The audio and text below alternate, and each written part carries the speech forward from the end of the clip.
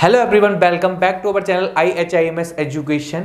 आज का जो हमारा टॉपिक है वो काफ़ी कॉमन टॉपिक है, HIV एड्स। यानी कि एड्स एक ऐसी बीमारी, एक ऐसी डिजीज जो वन ऑफ द डेडलीस्ट बीमारी यानी कि फैटल डिजीज। अगर आप में किसी को हो जाती है, 1% अगर किसी को हो जाती है तो 99% श्योरिटी के साथ कहा जाता है कि उसकी डेथ पॉसिबिलिटी है, कि उसकी डेथ होने के चांसेस काफ़ी ज़्यादा रहते हैं। एक्चुअली में होता क्या है, ये एक ऐसी डिजीज है जिसको लोग आमतौर पर नेग्लेक्ट कर देते हैं, पहचान नहीं पाते हैं। कहने का मतलब लैक ऑफ नॉलेज बोलो इसको, चाहे मैं कुछ भी कहना चाहूं, लेकिन जो लोग होते हैं वो इस चीज को नजरअंदाज कर देते हैं। जब तक उनको पता चलता है कि आखिर इन एक्चुअल में उनको डिजीज क्या है, तब तक वो लास्ट स्टेज पे होते हैं जहां से उनका आना चाहते हैं कि इस प्रकार की किसी भी बीमारी से आपको जूझना ना पड़े या इसके बारे में इंफॉर्मेशन। तो आप इस वीडियो को पूरी तरीके से, अच्छे तरीके से वॉच करें, लास्ट तक वीडियो को देखें। और मैं अपनी इस वीडियो के माध्यम से पूरी कोशिश करूंगा कि आपको समझा सकूं इन एक्चुअल में HIV एड्स होता क्या है, किस तरीके से फैलता है, क्या इसके मिथ्स हैं, कैसे हम इसको प्रोटेक्ट कर सकते हैं, रोक सकते हैं। तो चलिए हम स्टार्ट करते हैं अपनी वीडियो को बिना किसी वक्त को गवाए हुए। सबसे पहले मैं समझाने की कोशिश करूंगा इन एक्चुअल में ये जो एड्स नामक जो बला है, इन एक्चुअल में ये एड्स होता क्या है। तो इस एड्स को देखो, किसी भी डिजीज की अगर मैं बात करूं, उसका नाम ऐसे ही नहीं पड़ गया, उसका नाम जो पड़ा हुआ है उसके अगर इसके नाम ले रहा हूं, उसका मतलब कहीं ना कहीं इसके अंदर उसका आंसर छुपा हुआ है। आंसर कैसे छुपा हुआ है, इस एड्स को अच्छे से देखोगे तो इसकी अगर मैं फुल फॉर्म की बात करूं तो इसका फुल फॉर्म होती है एक्वायर्ड इम्यूनो डेफिशिएंसी सिंड्रोम।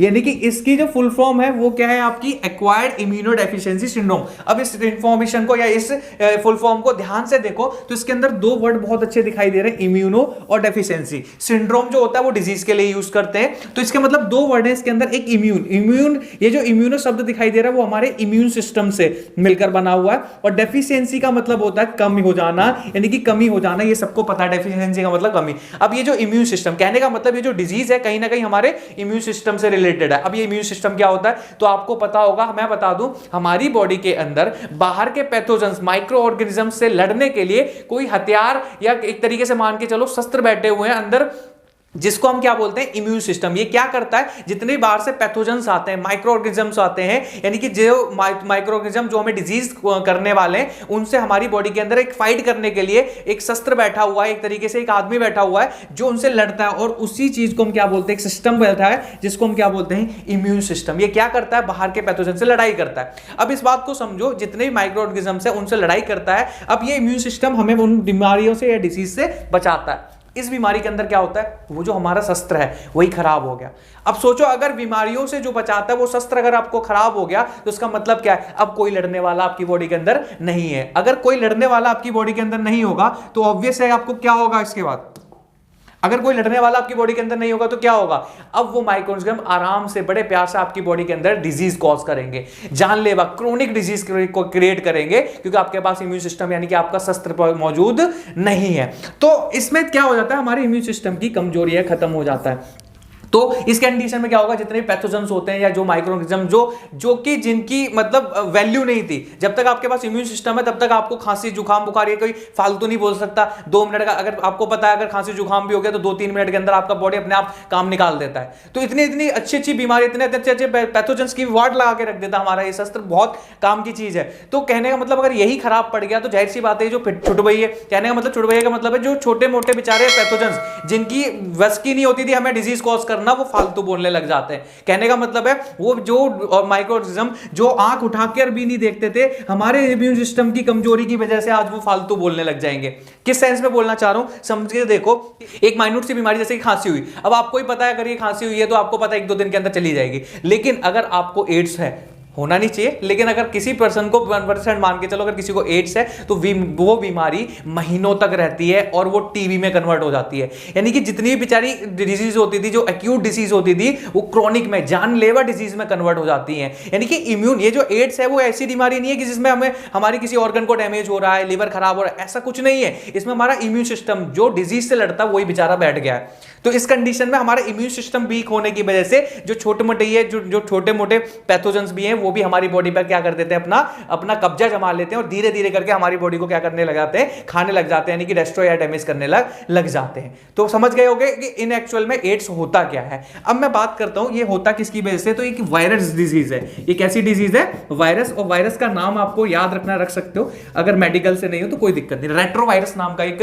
मतलब वायरस होता है जिसकी वजह से डिजीज कॉज की जाती है हमारी बॉडी के अंदर, जो डिजीज कॉज होती है उसकी वजह से, यानी कि एक वायरस डिजीज है। अब वायरस के बारे में कहानी बता दूं, वायरस डिजीज वैसे आमतौर पर बहुत जल्दी फैलती है एक दूसरे से, एक पर्सन से दूसरे पर्सन में क्या हो जाती है, बहुत जल्दी क्या करती है, फैलती है। अब मैं बात करूंगा कि जो डिजीज होती है वो एक दूसरे से में स्प्रेड कैसे करती है, यानी कि स्प्रेड के क्या रीजन रहते हैं एक दूसरे में। अब इसमें कुछ मिथ भी है, मैं मिथ की भी बात करूंगा, ध्यान से देखना वीडियो को। बहुत से लोग होते हैं कि जो मिथ फैला के रखते हैं, जो कि गलत बात है, मिथ नहीं फैलाना चाहिए। मिथ फैला के रखते हैं कि इससे हो जाएगा, उससे हो जाएगा। एक अच्छे तरीके से पूरी वीडियो देखना, इस मिथ में बिल्कुल मत फंसना, जितना बोल रहा हूं उसी तरीके से होता है, वही चीजें आपको याद रखनी है। तो सबसे पहला अगर मैं स्प्रेड की बात करूं तो सबसे पहला जो इसमें इंपॉर्टेंट कॉन्टैक्ट होता है वो होता है बेटा ब्लड कांटेक्ट, यानी कि आप किसी भी प्रकार से आपकी बॉडी किसी दूसरे पर्सन के बॉडी के साथ, जो इन्फेक्टेड पर्सन है वो उसके साथ ब्लड कांटेक्ट नहीं होना चाहिए। सबसे मेन और मोस्ट कारण होता है, चाहे दुनिया में तबाही आ जाए, भूचाल आ जाए, ब्लड कांटेक्ट नहीं करना चाहिए। अगर आपका ब्लड कांटेक्ट नहीं हुआ है तो इसका मतलब जान लो आपको एड्स होने की संभावना ना के बराबर है। तो आप कुछ भी करिए, ब्लड कांटेक्ट नहीं होना चाहिए किसी भी कारण, बस किसी भी तरीके से, चाहे नाई की दुकान पर जा रहे हो, कहीं भी जा रहे हो, आप कुछ खा रहे हो, अगर हाथ में उंगली में चोट लग जाती है, किसी भी कारण बस ब्लड का कांटेक्ट कनेक्शन नहीं होना चाहिए, इस बात को दिमाग में रखिए। दूसरा मेजरली कारण होता है सेक्सुअल इंटरकोर्स।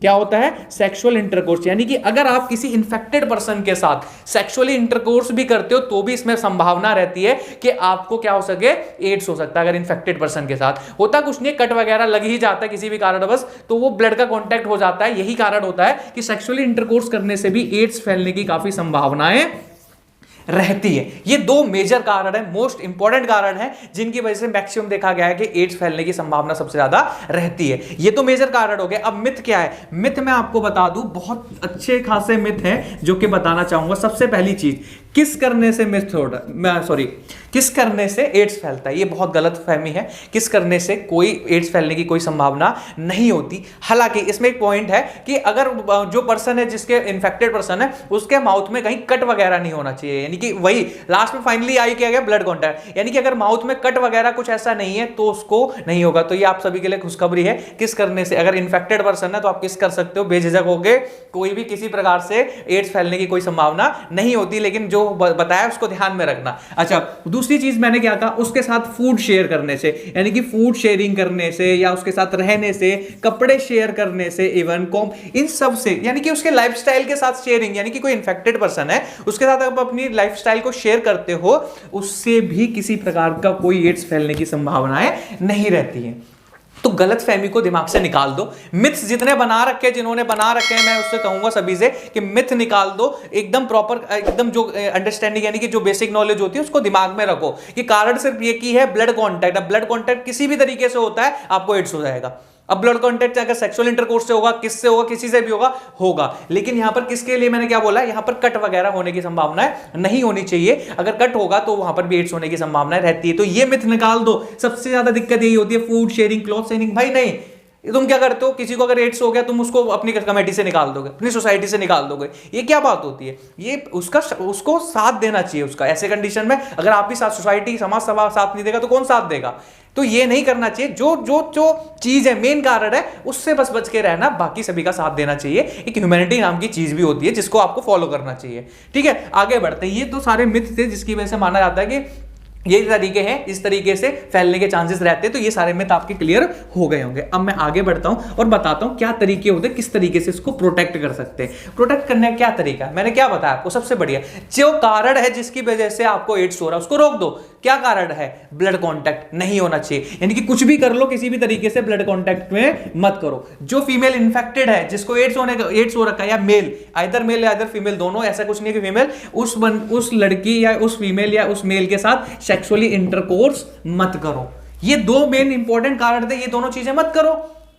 जाहिर सी बात है ना, जो जिससे जो की चीज हो रही है, पॉसिबिलिटी हो रही है, उसको मत करो, हो गया पॉसिबल, काम खत्म हुआ, ठीक है। तो ये दोनों चीजें मत करो, प्रोटेक्शन ये मत चीजें। इसके अलावा दो चार चीजें क्या कर सकते हो आप, प्रोटेक्शन वगैरह यूज करो। जब भी अगर सेक्सुअली इंटरकोर्स कर रहे हो तो आप प्रोटेक्शन का इस्तेमाल कर सकते हो, ताकि सेक्सुअली इंटरकोर्स करते समय किसी भी चीज का, इवन सीवन का भी, एसटीडी से भी आपको बचाता है। इवन किससे बचाता है ये, एसटीडी, यानी कि एड्स से तो बचाएगा ही बचाएगा, इवन एसटीडी से भी बचाता है। तो प्रोटेक्शन वगैरह का इस्तेमाल करो, ये सारी चीजें करो जिसकी वजह से एड्स होने की संभावनाएं काफी कम रहती हैं। अब अगर किसी पर्सन को एड्स हो गया है तो वो क्या करे, ये तो वो था कि भाई उससे पहले का काम था। अगर किसी को हो गया तो वो क्या करे। देखो, एड्स एक ऐसी बीमारी है ना जिसमें ना लोग ना खुल के बाहर नहीं आते, वो बताना नहीं चाहते, क्योंकि ये डिजीज भी ऐसी है जिसको सभी लोग ना समाज एक्सेप्ट नहीं करता। उनको लगता है कि एड्स का कारण सिर्फ सेक्सुअल इंटरकोर्स है, गलत नजरिए से देखते हैं, जिस वजह से इंसान या पर्सन होता है वो उस चीज को दुबका के रखता है। और वो दुबका के रखता है इतना समय, थोड़े थोड़े समय जब पता चलता है, धीरे से समय में जब पता चलता है, जब तक चीजें पहुंचती तब तक वो ऐसी स्थिति में पहुंच जाता है जहां से उसका आना वापस बहुत मुश्किल हो जाता है। तो एड्स भी एक जनरल बीमारी है, जैसे कैंसर एक बीमारी होती है, इसको एक्सेप्ट करना चाहिए कि हाँ मुझे बीमारी है, मुझे जाके टेस्ट कराना चाहिए, इसको भी इसी तरीके से लेना चाहिए। ये भी एक नॉर्मल डिजीज, जो आमतौर पर जो बाकी डिजीज होती है उसी तरीके से एक डिजीज होती है, कोई नई चीज नहीं। इसको अपने दिमाग से निकाल दो कि भाई गलत चीजों से एड्स होता है, ये सबसे बड़ी दुविधा होती है ना, जिस वजह से पर्सन कहीं जाता नहीं है, दिखाता नहीं है। उसका मुख्यतः कारण यही होता है कि उनको लगता है कि भाई ये गलत समझेंगे। ऐसा कुछ भी नहीं है, ये भी एक तरीके सिंपल सी बीमारी है।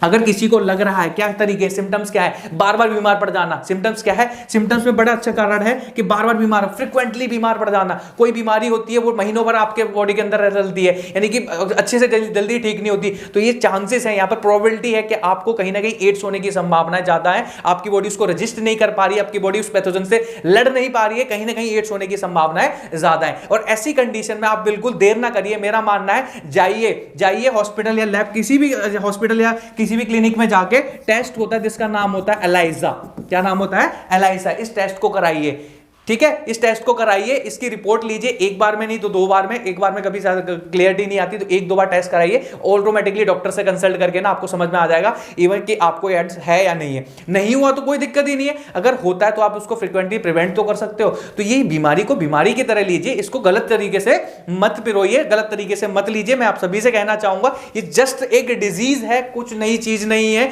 इसको गलत तरीके से मत लो। यानी कि समझ के देखो, जैसे कि किसी को एक नॉर्मल बीमारी होती है, सेम ऐसे ही एड्स होती है, तो इसमें कोई भी ऐसा कोई राय नहीं है, किसी प्रकार से कुछ मत लड़ो, सीधे जाओ डॉक्टर से कंसल्ट करो, टेस्ट कराओ, अगर होता है तो बोलो। समाज को भी इसको एक्सेप्ट करना पड़ेगा, एक नॉर्मल बीमारी है, जैसे कैंसर बीमारी होती है ऐसे एड्स की क्या होती है, एक बीमारी है। तो इस टेस्ट को कराइए जाकर, और जाके टेस्ट कराइए कि आपको बीमारी है या नहीं है। अगर बीमारी होती है तो उसका डॉक्टर कंसल्ट करेगा आपको क्या क्या करना है, क्या नहीं करना, ज्यादा बाहर नहीं निकलना है, ज्यादा मतलब जहां पॉल्यूशन वगैरह रहता है, माइक्रो ऑर्गेनिज्म की संभावना ज्यादा होती है वहां नहीं जाना, प्रोटेक्टिव एनवायरमेंट में रहना है। जो चीजें वो कंसल्ट करने के लिए बोलेगा वो आपको करना होगा। तो मैंने अपनी इस वीडियो के माध्यम से आपको समझाने की कोशिश की इन एक्चुअल में एड्स होती क्या है, बीमारी कैसे होती है, किस तरीके से ये स्प्रेड करती है, कैसे हम इसको प्रिवेंट कर सकते हैं, क्या क्या मिथ है ओवरऑल, और मैंने कोशिश की उन मिथ से बताने के लिए, और किस तरीके से हम इसको क्या कर सकते हैं, प्रोटेक्ट कर सकते हैं, क्या टेस्ट वगैरह रहते हैं, किस तरीके से हम इसको क्या करा सकते हैं, टेस्ट करा सकते हैं। अगर ये वीडियो इन्फॉर्मेटिव लगी हो, अगर आपको कंटेंटफुल लगी हो, आपको लगता है कि वीडियो में इन्फॉर्मेशन है, तो आप अपने और भी दोस्तों तक जो बेचारे इस डिजीज को पता नहीं क्या मानकर बैठे हुए, इसको इतना शेयर करो, इतना लाइक शेयर करो, ताकि ये बीमारी नॉर्मल बीमारियों की तरह लगे। इसमें कुछ ऐसा ना हो कि एड्स यानी कि सिर्फ सेक्सुअल इंटरकोर्स, यानी कि जो हमारा माइंडसेट है उसको बदल दिया जाए। इस तरीके से इस वीडियो को शेयर करो ताकि ये जो एड्स है वो नॉर्मल बीमारी की तरह ही लगे कि हाँ भाई जैसे कैंसर वैसे ही क्या होता है, आपका एड्स होता है। तो इसी प्रकार से अगर अभी आपने चैनल को हमारे सब्सक्राइब नहीं किया तो चैनल को सब्सक्राइब करिए। जितनी भी इंपॉर्टेंट कैजुअल या जितनी भी जानलेवा बीमारीज होती हैं, एजुकेशन से रिलेटेड जितनी भी इंफॉर्मेशन होती है, हम अपने इस चैनल में आपको बताने की कोशिश करते हैं। अगर आपको वीडियो अच्छी लगी हो तो लाइक शेयर सब्सक्राइब जरूर करिए।